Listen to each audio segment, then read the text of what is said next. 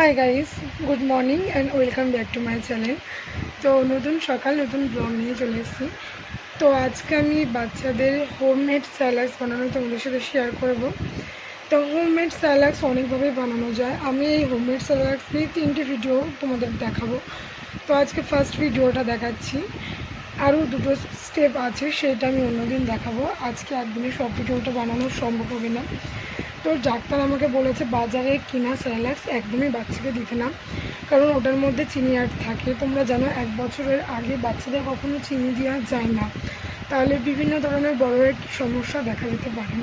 আর ওইগুলি পুরোটাই ভেজাল, যে লেখা থাকে না ট্যাগে এই ভিটামিন এ আছে, প্রোটিন আছে, জিঙ্ক আছে, কিচ্ছু নেই। ওইগুলি জাস্ট ভেজাল। ওইগুলি খেলে বাচ্চাদের পেটই ভরে। তো আমি আজকে এমন একটা হোমমেড স্যালাডস বানাবো যেটা তোমরা ইজিলি বানাতে পারবা, আর যেটা তোমাদের বাচ্চা অবশ্যই খাবে। আমার বাচ্চার এখন 9 মান্থ প্লাস, তো আমার বাচ্চাকে আমি দিয়েছি, আমার বাচ্চা অবশ্যই খাচ্ছে, সেটাই তোমাদের সাথে শেয়ার করব। তো ফার্স্ট লাগবে মাখনা যদি তোমরা যে কোনো স্টোরে পাবা, যদি না পাও তোমরা কিন্তু অনলাইন অর্ডার করে নিতে পারো।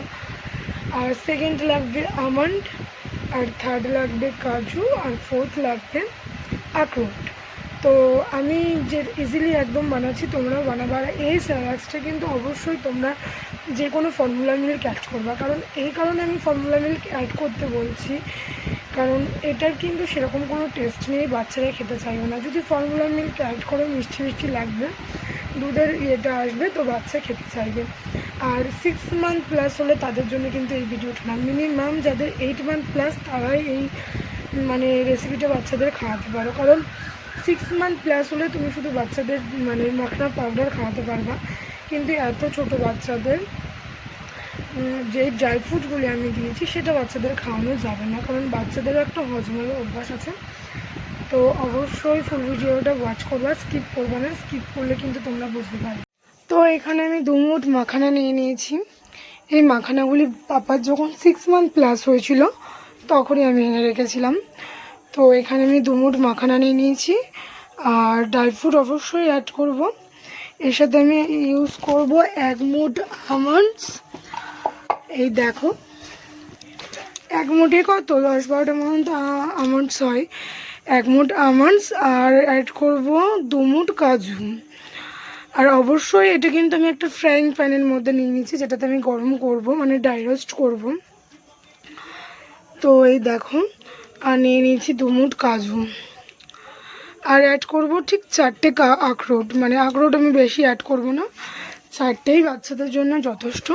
তো আমি না মাখানা অনেক দিন আগে কিনে রেখেছিলাম, যখন পাপা 6 মান্থ প্লাস হয়েছিল। তো আমি ভেবেছিলাম এত তাড়াতাড়ি মাখানা দেবো, হজম করতে পারবে কি না পারবে। তারপর আমার ডাক্তার বললো যখনই 6 মান্থ প্লাস হতো তখন যদি তুমি ওকে ডাস্ট মাখানো পাউডার দিতাম, ওর হজমে কোনো সমস্যা হতো না। তো এখানে আমি একটা গ্যাস পুরো একদম লো ফ্লেমে রাখবা তোমরা যারা এই মাখানা ড্রাই রোস্ট করবা, কারণ নাইলে কিন্তু জোরে দিলে পুড়ে যাবে, তখন একটা বাজে ব্যাপার হবে, পুড়ে গেলে জিনিসটা তিতো হয়ে যাবে।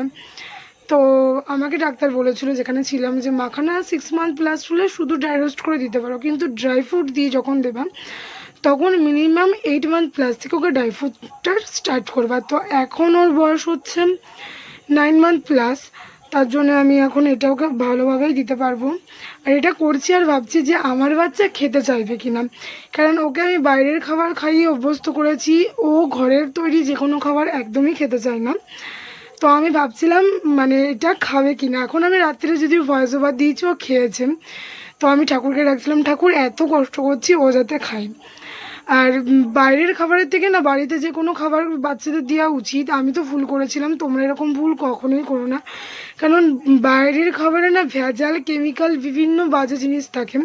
আর বাড়িতে সেই জিনিসটা পরিষ্কারভাবে ক্লিন করে হেলদি স্বাস্থ্যকর খাবার বানানো হচ্ছে। তো সবসময় বাচ্চাদের না বাড়ির খাবারে অভ্যস্ত করো। আর ড্রাই ফ্রুট তো বাচ্চাদের ব্রেন ডেভেলপমেন্টের জন্য অত্যন্ত জরুরি।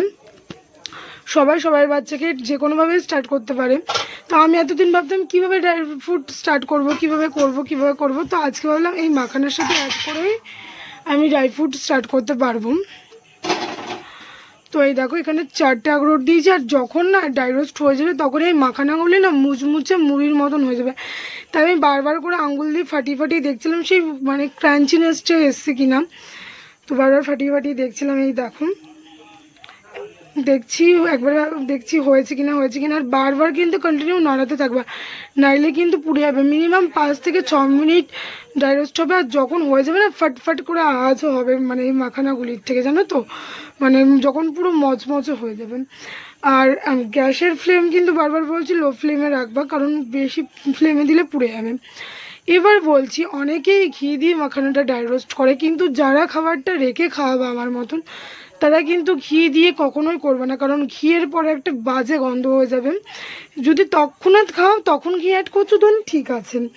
আর সবসময় মাখানা পাউডার যখন বেবিকে খাওয়াবা, তুমি যে ফর্মুলা মিল্ক খাও সেটা কিন্তু অবশ্যই অ্যাড করবা, কারণ তাছাড়া কিন্তু এটার কোনো টেস্ট নেই, বাচ্চারা খেতে চাইবে না। ফর্মুলা মিল্ক অ্যাড করলে খাবারের টেস্ট আসবে, একটু মিষ্টি মিষ্টি জিনিসটা আসবে।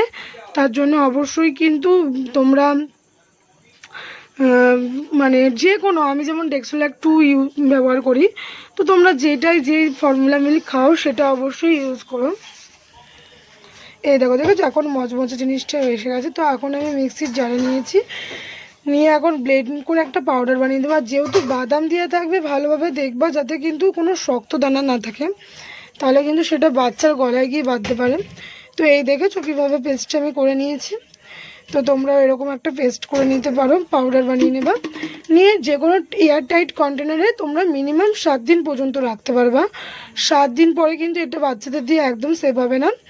তো এরকম করেই আজকে একটা স্যালাড বানালাম, কালকে আর একটা রেসিপি দেখাবো তোমাদের।